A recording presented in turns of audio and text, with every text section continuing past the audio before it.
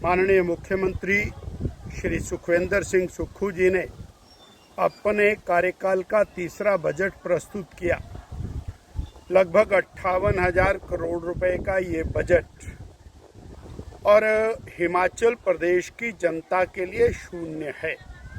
स्वयमेव उनके शब्दों के अनुसार इस बजट में 25 पैसा सैलरी के लिए, 20 पैसा पेंशन के लिए, 12 पैसा ब्याज के लिए, 10 पैसा देय राशियों के लिए और सामाजिक कार्यों के लिए 9 पैसा, इस प्रकार 76 रुपया 100 रुपये में से।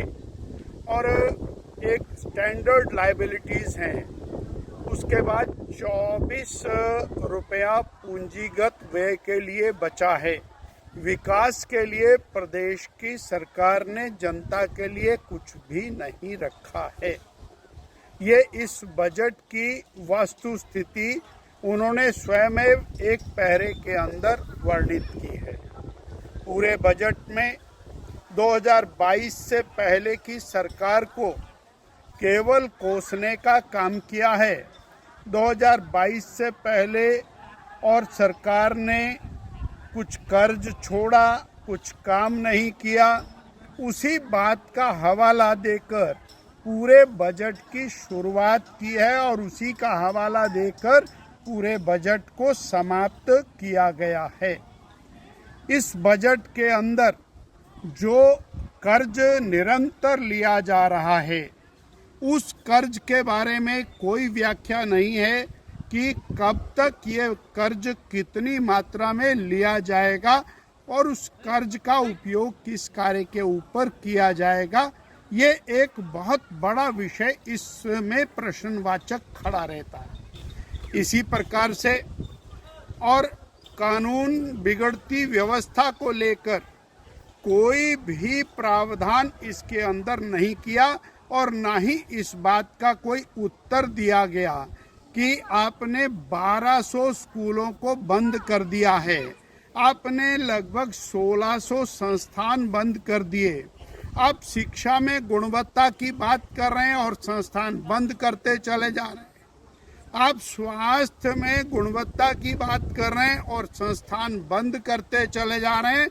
और इस बजट के अंदर भी आपने जो कल्याणकारी योजना, हिम केयर योजना, आयुष्मान योजना, उसके बारे में किसी भी प्रकार का कोई जिक्र नहीं किया और जो लाभ उससे जनता को मिल रहा था उसके बारे में आप पूरी तरह से साइलेंट हैं। और भी ज़्यादा जो और चिंताजनक बात है, अनेक योजनाओं का नाम बदल करके आपने जनता को और धोखा देने का प्रयास किया। आपने और 20 साल से ऊपर की बहनों को 1500 रुपये देने की बात कहते समय उसमें पात्र शब्द का प्रयोग किया, अर्थात वो एक सेलेक्टेड बहनों को देने की बात आप कर रहे हैं।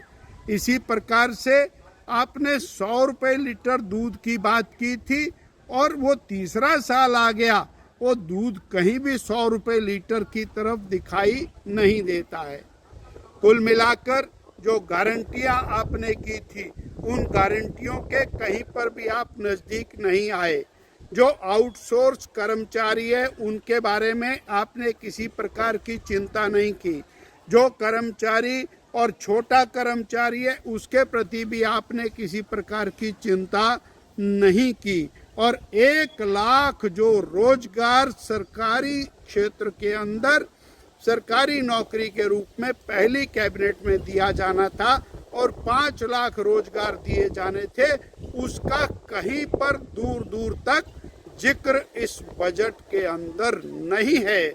ये बजट युवाओं को धोखा देने वाला बजट है, बेरोजगारों के साथ मजाक है, बहनों को ठगा गया है जिनको इन्होंने और 1500 रुपये की गारंटी देकर वोट लिया था। किसानों के साथ अन्याय इस बजट के अंदर किया है और जो बिगड़ती कानून व्यवस्था, जिस तरह दिन दिहाड़े गोलीबारी और हिमाचल प्रदेश में हुई है। अब तो उत्तर प्रदेश भी अच्छा हो गया, बिहार भी अच्छा हो गया। अब तो हिमाचल देश की सुर्खियों के अंदर आगे जा रहा है और बजट के अंदर किसी भी प्रकार का उल्लेख इस दिशा के अंदर दिखाई नहीं देता। ये बजट हिमाचल प्रदेश की जनता के साथ बहुत बड़ा धोखा है, अन्याय है, शोषण है। केवल और केवल भारतीय जनता पार्टी को गाली देकर इस बजट की सारी योजनाओं को और बताने का काम किया है। और माल मालकों का मशहूरी कंपनी की, टूरिज्म का पैसा केंद्र सरकार का, पेयजल सिंचाई योजनाओं का पैसा केंद्र सरकार का, स्वास्थ्य की योजनाओं का पैसा केंद्र सरकार का, शिक्षा की योजनाओं का पैसा केंद्र सरकार का और माल मालकों का मशहूरी कंपनी की, उनके नामकरण अपने नाम पर रखकर उनको आगे बढ़ाने का प्रयास किया है। इतना ही इस बजट के अंदर। हमसे जुड़े रहने के लिए हमारे YouTube चैनल को सब्सक्राइब करें और नई वीडियो की नोटिफिकेशन के लिए बेल आइकॉन को दबाएं।